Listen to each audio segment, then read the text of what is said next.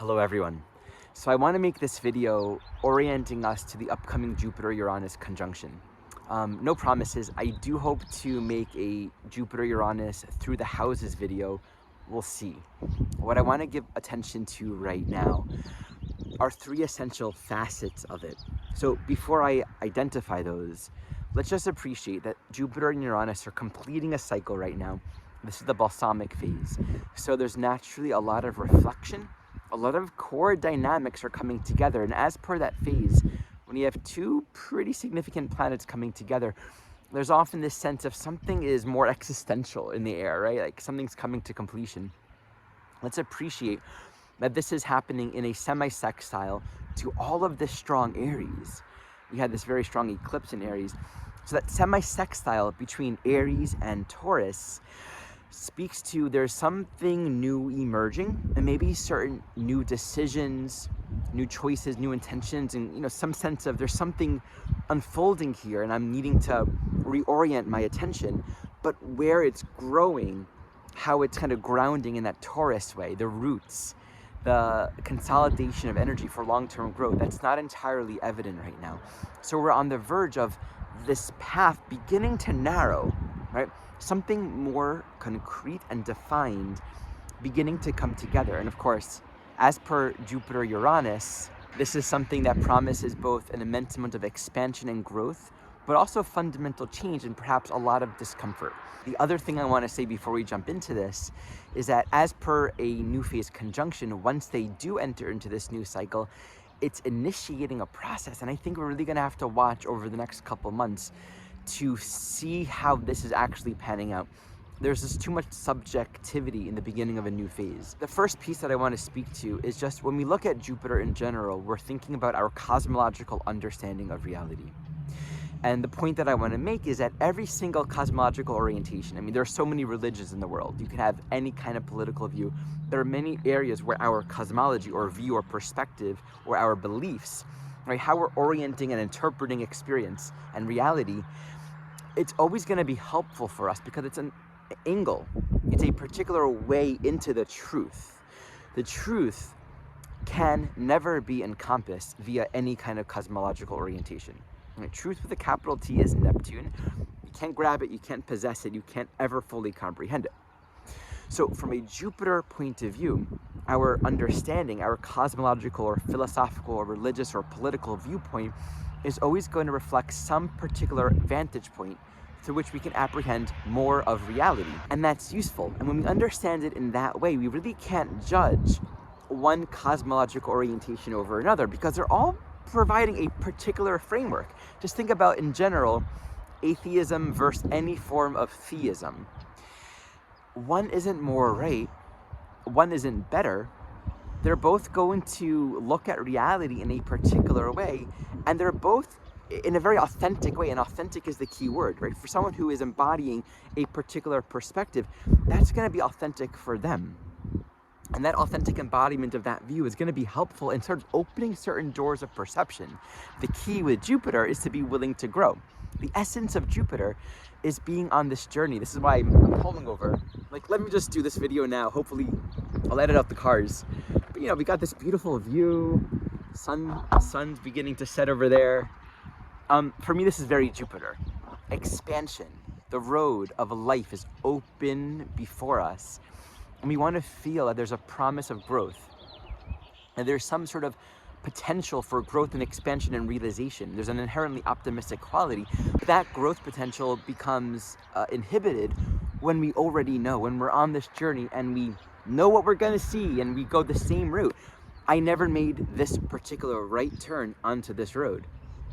That's new, and that's expansive. I've never been here before, and that has so much meaning for me.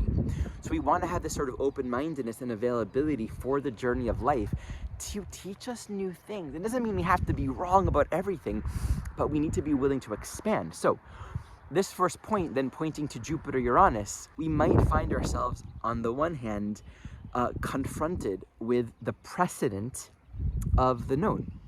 This is a worldview that I know. This is my understanding of my life, how I'm interpreting it, where I am now, what it's doing, where I'm going.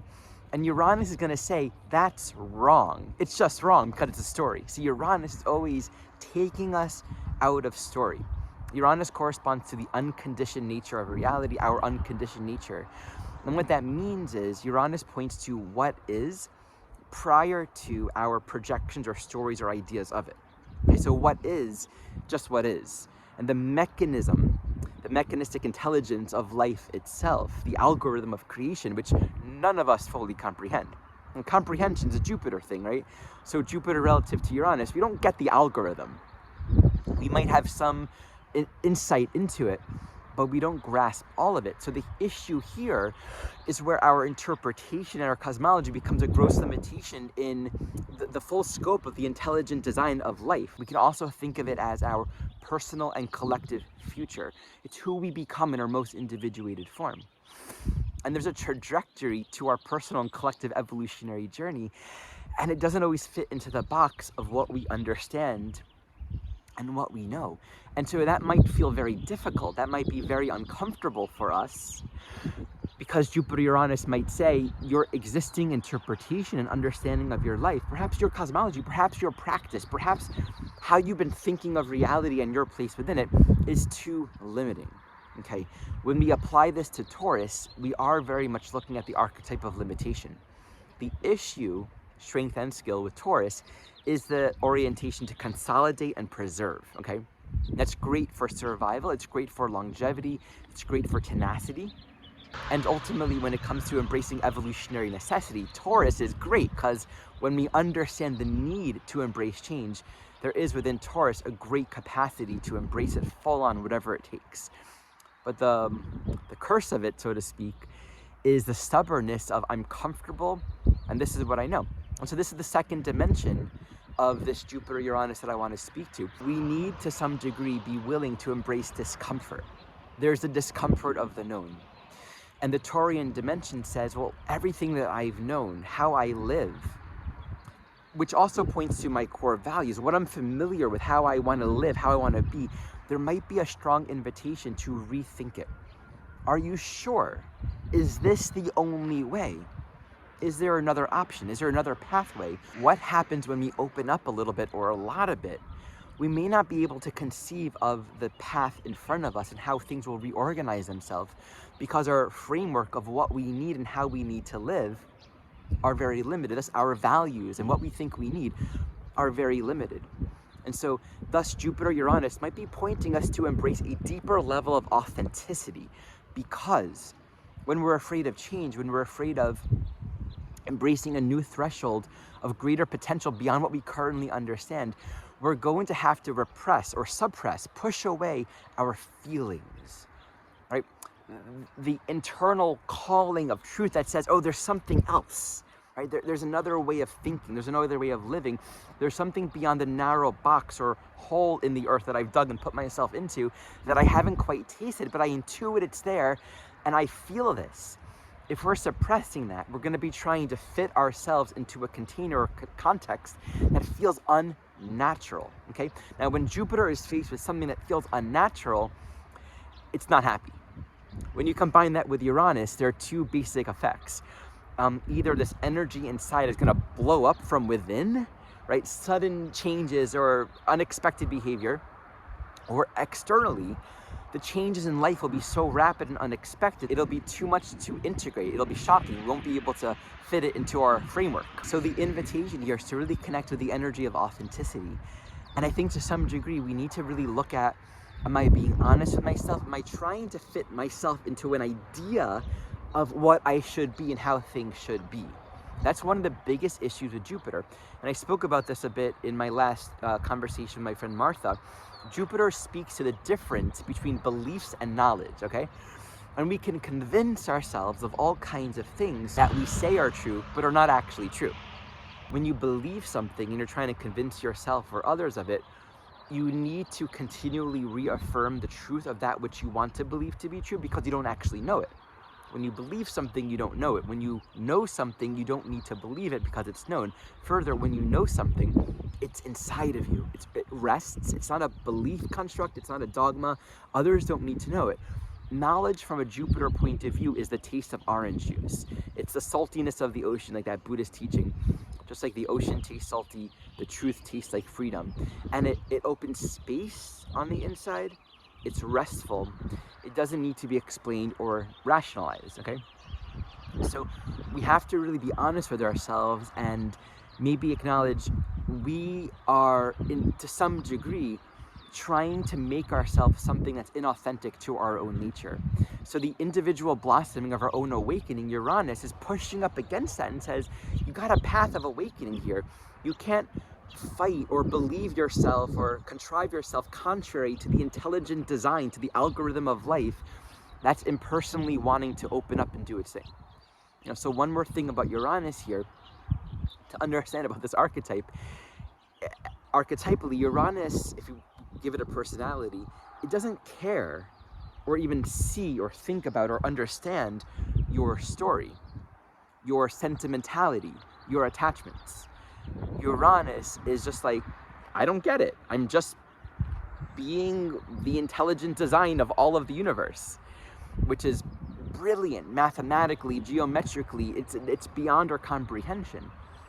So our very limited and subjective, narrow human concerns and ideas and beliefs are oftentimes just like a thumb, to use a thumb in front of the camera, in front of your eye, just keeping us from apprehending the much, much larger picture. Okay, on to my last point. So I spoke about how there can be a sort of dissonance and discomfort with these changes. This is inherently about growth and expansion. I really want to emphasize that because in some regards, this transit, the time before and the time afterwards, as these two planets separate and kind of reveal itself a little bit more, can be experienced in general in very two extreme ways. One, there can be these sudden insights and realizations, right? You have an insight into the truth. Oh, I was thinking this, and now I see this, and I can make this change. And that can be very exciting, especially if we're really open to it, if we're really preparing the inner ground. Think of Taurus as like the garden, right?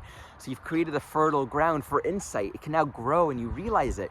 That can be very invigorating. And with the right kind of insight, with the right kind of perspective, we can have the correct attitude that allows us to make the kinds of changes and engage with our life in a very new and more helpful way. But the opposite can be very true. This can be a deeply unsettling time where we actually feel the very opposite. We don't feel insight, we feel kind of confused, we feel lost, we don't get where it's going, okay?